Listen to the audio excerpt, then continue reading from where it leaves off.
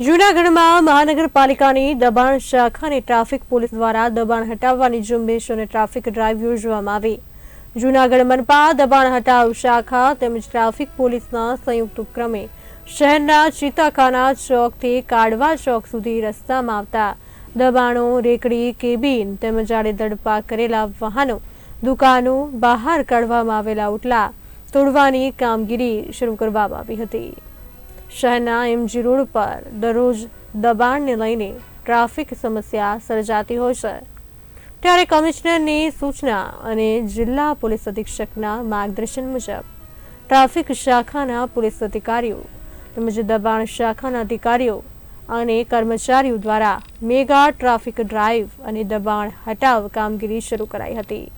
રસ્તામાં ટ્રાફિકને નડતર થાય તે રીતે પાર્ક કરેલા વાહનો પણ હટાવવામાં આવ્યા, સાથે દંડ કરવાની કામગીરી પણ હાથ ધરવામાં આવી હતી।